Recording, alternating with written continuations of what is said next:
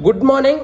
ఈరోజు మన టాపిక్ అల్లు అర్జున్ మీద ఇంత నెగిటివ్ అవ్వడానికి కారణం ఏముంటుంది అనేసి పరిశీలిస్తే నాకు నవరత్నాలు దొరికాయి. ఆ నవరత్నాలను ఈ వీడియోలో మీతో పంచుకుంటాను. బేసిక్గా సినిమా హీరోల, పెద్ద హీరోల సినిమాలు రిలీజ్ అయ్యేటప్పుడు ఈ టికెట్ కౌంటర్ల దగ్గర లేకపోతే థియేటర్ల దగ్గర తొక్కిసలాట జరిగి తరచుగా అభిమానులు చనిపోవడము తరచుగా జరిగే విషయమే. ఇది 2003లో రాజమండ్రి ఊర్వశి థియేటర్ దగ్గర ట్యాగూర్ సినిమా రిలీజ్ రోజు టికెట్ కౌంటర్ దగ్గర తొక్కిసలాట జరిగి 2 అభిమానులు మృతి చెందారు. అదేవిధంగా కుప్పంలో ఈ ఫ్లెక్సీలు కడుతూ పవన్ కళ్యాణ్ అభిమానులు 3 చనిపోయారు. కానీ అప్పుడు ఆ సదరు హీరోల మీద రానటువంటి నెగిటివిటీ, అప్పుడు ఆ సగటు హీరోల మీద రానంత కాంట్రవర్సీ ఇప్పుడు అల్లు అర్జున్కి ఏ విధంగా వచ్చింది అనేది కానీ మనం పరిశీలిస్తే అది పూర్తిగా ఆయన స్వయం కృతాపరాధం. ఈ ఇన్సిడెంట్ని పక్కన పెడితే అల్లు అర్జున్ మీద పర్సనల్గా నెగిటివ్ కావడానికి దోహదపడినటువంటి అంశాలు ఏవో ఒకసారి చెప్తాను చూడండి. చెప్పను బ్రదర్ అని చెప్పేంతకు ముందు వరకు మెగా ఫ్యామిలీలో ఉన్నటువంటి హీరోల అందరి ఫ్యాన్స్ అల్లు అర్జున్ని ఓన్ చేసుకొని ఉన్నారు. మనవాడే అన్నట్లు ప్రతి సినిమాకి వెళ్ళేవారు, ఫస్ట్ డే ఫస్ట్ షోనే వెళ్ళేవారు, ఎంకరేజ్ కూడా చేసేవారు.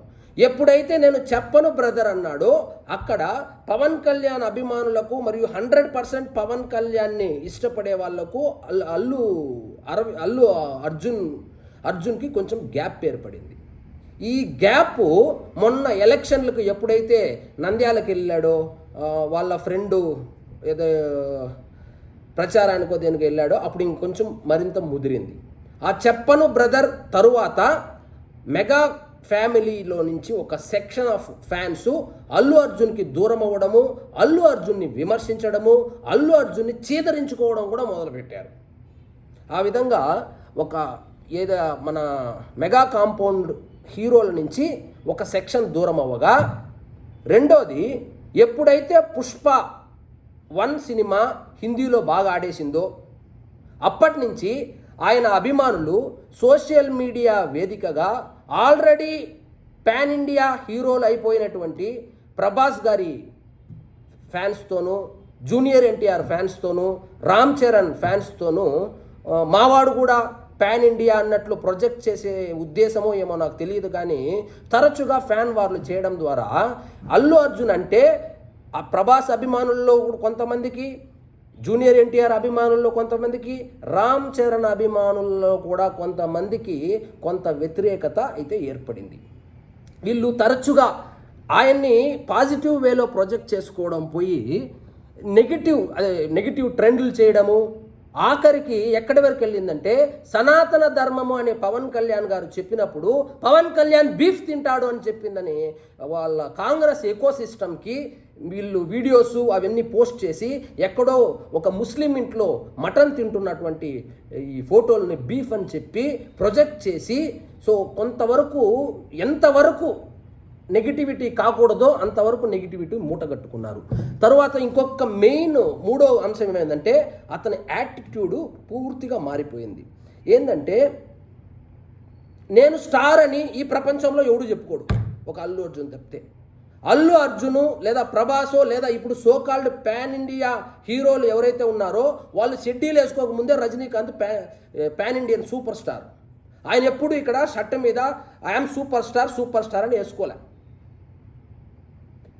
దాని తరువాత ప్రభాసు ఫ్లాప్ సినిమాతో కూడా 300-400 కోట్ల రూపాయల కలెక్షన్స్ రాబట్టుకోగలిగినంత కెపాసిటీ సంపాదించుకున్న తరువాత కూడా ఎప్పుడు నేను రెబల్ స్టార్ అనో ఇక్కడ లేదంటే నేను రెబల్ స్టార్ అని పచ్చబొట్టేసుకోలే. కానీ అల్లు అర్జున్ విషయానికి వచ్చేసరికి కారు టైర్ల దగ్గర నుంచి, షర్ట్ల దగ్గర నుంచి, మేబీ ఇంట్లో ఎక్కడ చూసినా ఏ అని సింబల్ వేసుకొని ఐకాన్ స్టార్ అని తనను తాను ప్రొజెక్ట్ చేసుకోవడం మొదలుపెట్టాడు. సో ఆయన ఇష్టము, ఆయన డబ్బులు ఆయన ఇష్టము అని మనం అనుకోవచ్చు, కానీ జనాలు దాన్ని చూసినప్పుడు ఏమవుతుందంటే వాళ్ళ పర్సెప్షన్ సొంత డబ్బా అనుకుంటారు, సెల్ఫ్ డబ్బా అనుకుంటారు, కానీ వ్యక్తపరచరు. కానీ ఇలాంటి సిచ్యువేషన్స్ వచ్చినప్పుడు అవన్నీ కూడా కౌంట్ అవుతుంది.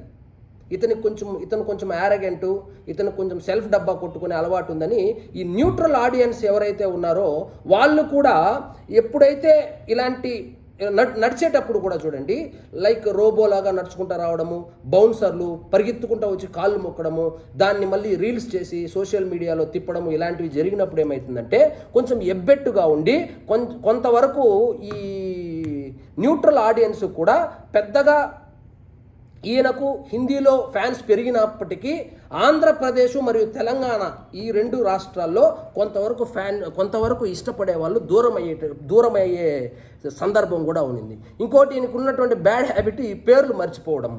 ఇది రేవంత్ రెడ్డి గారి గురించి చెప్పడం కాదు. ఒకప్పుడు అల్లు అర్జున్ స్టేజ్ ఎక్కితే చిరంజీవి గారి దగ్గర నుంచి పవన్ కళ్యాణ్ గారి దగ్గర నుంచి మొత్తం పేర్లు చెప్పి వాళ్ళ అభిమానులను ఉత్సాహపరిచేలాగా వాళ్ళ అభిమానులను కూడా ఓన్ చేసుకునే విధంగా ప్రవర్తించేవాడు. ఇప్పుడు స్టేజ్ ఎక్కితే స్టేజ్ మీద ఎవ్వరు ఉండకూడదు అనమాట. ఆయన ఒక్కడే ఉంటాడు, ఆయన ఒక్కడే, అది కూడా టీషర్ట్ మీద పేరు రాసుకొని ఉంటాడు, ఆయన ఒక్కడే అన్నట్లు ఇది అనడము. అదే అలవాట్లో పొరపాటుగా మొన్న రేవంత్ రెడ్డి గారి పేరు మర్చిపోవడము. ఒకసారి కాదు, మళ్ళీ నీళ్లు దాగి ఏదో మొన్న ప్రెస్ మీట్ పెట్టినప్పుడు కూడా దాన్ని అట్లే ఇమిటేట్ చేస్తున్నట్లు చేయడంతో కాంగ్రెస్ వర్గాలు బగ్గుమన్నాయి. ఇలా మెగా అభిమానులను దూరం చేసుకున్నారు, వాళ్ళు నెగిటివ్ చేసినారు. ఇక్కడ కాంగ్రెస్ ఎవరైతే రేవంత్ రెడ్డిని ఇష్టపడతారో లేదా రేవంత్ రెడ్డికి సంబంధించిన ఫ్యాన్స్ కూడా ఉంటారు కదా, వాళ్ళు కూడా అల్లు అర్జున్ మీద నెగిటివ్గా ప్రాపగండా కాదు ప్రచారం చేయడము లేదా ఆయన గురించి పోస్టులు పెట్టడము మొదలైంది. ఈ విధంగా ఒక్కొక్క వర్గాన్ని దూరం చేసుకుంటూ పోతూ మెగా కాంపౌండ్కి ఎప్పుడైతే దూరంగా వెళ్ళి సొంతంగా ఎదగాలి అని అనుకున్నాడో అప్పటి నుంచి మెగా కాంపౌండ్కు సంబంధించినటువంటి ఎవరైతే హీరోకి ఏదైనా జరిగితే నిలబడి కొట్లాడేటువంటి ఫ్యాన్స్ ఎవరైతే ఉన్నారో వాళ్ళను పూర్తిగా దూరం చేసుకోవడం జరిగింది. ఇంకా ఇందులో ఇది ఒక ఎత్తు అయితే మనకు సంబంధం లేని రాజకీయాలు ఇప్పుడు సినిమా హీరోలు రాజకీయాలు మాట్లాడాలి అంటే నిజంగా మనము ఈ కలెక్షన్లు ఈ మన ఎదుగుదల ఇలాంటివన్నీ పక్కన పెట్టి మాట్లాడాల్సి ఉంటుంది. వచ్చి వైఎస్ఆర్సీపీకి సపోర్టుగా నంద్యాలకు వెళ్ళి ఏదో మద్దతు ప్రకటించినట్లు ఏదో వెళ్ళి ఒక 2 ఫోటోలు ఇచ్చి వచ్చినాడు. దానివల్ల ఏమైంది, నందమూరి అభిమానులు ఇప్పుడు మెగా అభిమానులు అయిపోయింది, పవన్ కళ్యాణ్ గారి అభిమానులు అయిపోయింది, నందమూరి అభిమానులు టీడీపీ కార్యకర్తలు ఎస్పెషల్లీ ఆయన్ని కొంచెం ద్వేషించడం మొదలుపెట్టినాం. అరే ఇంత నెక్ టు నెక్ ఫైట్ జరుగుతా అన్నప్పుడు 5 కోట్ల మంది భవిష్యత్తుకు సంబంధించి ఎన్నికలు జరుగుతూ ఉన్నప్పుడు 32 కేసులు ఉన్నటువంటి జగన్మోహన్ రెడ్డికి, అది కూడా ఫ్రెండ్ వాళ్ళ భార్య వాళ్ళ హస్బెండ్కి నువ్వు వచ్చి సపోర్ట్ చేయవలసినటువంటి అవసరం ఏముంది అని చెప్పి టీడీపీ కూడా ఆయన్ని కొంచెం దూరం పెట్టడం, టీడీపీ పార్టీ కాదు టీడీపీ క్యాడర్ కూడా నందమూరి అభిమానులు కూడా కొంచెం దూరం పెట్టడం స్టార్ట్ చేశారు. సో ఇదంతా ఒక ఎత్తైతే ఒక కోటరీని ఏర్పాటు చేసుకున్నారు. ఆ కోటరీలో వాళ్ళు ఇంతకు ముందు ఉన్నటువంటి వాళ్ళ నాన్న కోటరీ ఉండేది. వాళ్ళ నాన్న కోటరీ ఉన్నప్పుడు ఒక్క కాంట్రవర్సీ కూడా లేదు. ఇప్పుడు సొంతంగా ఈ పిఆర్టీఎం అని ఈ సోషల్ మీడియా వింగ్ అని ఏదో ఒక కోటరీ ఏర్పాటు చేసుకొని అందులో ఆయన ఒక క్లోజ్డ్ సర్క్యూట్లో ఉండిపోవడం వల్ల ఈ బయట ఏం జరుగుతుందో తెలియకుండా ఏ నిర్ణయం తీసుకుంటే ఏమి డ్రాబ్యాక్స్ వస్తాయి, ఏ స్టెప్ వేస్తే దానికి ఏమి సైడ్ ఎఫెక్ట్స్ వస్తాయని చెప్పేటువంటి మెచ్యూరిటీ ఉన్నటువంటి వ్యక్తులను సమూహం ఆయన చుట్టూ లేకుండా ఏదో కార్పొరేట్ కల్చర్ లాగా వెళ్తూ ఉండడం కూడా ఆయన మీద ఇంత నెగిటివిటీ రావడానికి కారణం అని చెప్పచ్చు. ఇంకా ఆర్మీ అంటాడు, ఆర్మీని చూసే నేను హీరో అయ్యానని చెప్పాడు. ఈ ఆర్మీ యాడుందో, ఈ ఎయిర్ ఫోర్స్ యాడుందో, ఈ నేవీ యాడుందో, అల్లు అర్జున్ అరెస్ట్ చేసినప్పుడు ఆర్మీ లేదు, అల్లు అర్జున్ ఇంటి మీద రాళ్ళు వేసినప్పుడు ఆర్మీ లేదు, అల్లు అర్జున్ రిలీజ్ అయ్యి బయటకు వచ్చినప్పుడు జైలు బయట ఆర్మీ లేదు. మరి ఈ ఆర్మీ ఎక్కడుందో, ఈ ఆర్మీని తరచుగా పదే మీటింగుల్లో ఆర్మీ అని ఎక్కడుందో తెలీదు. మరి ఆర్మీనే ఉంటే ఆయన అరెస్ట్ చేసినప్పుడు కనీసము నిరసన కార్యక్రమాలన్నా తెలియజేయాలి కదా. ఆ ఆర్మీ ఉంటే నిరసన కార్యక్రమాలు తెలియజేసి ఉంటే కాంగ్రెస్ కొంచెం ఒక అడుగు వెనక్కేసేది. అరే ఇది పబ్లిక్లోకి వెళ్ళిపోయింది, పార్టీకి డ్యామేజ్ అవుతుంది కాబట్టి దీన్ని ఇంతటితో ఆపేద్దామని.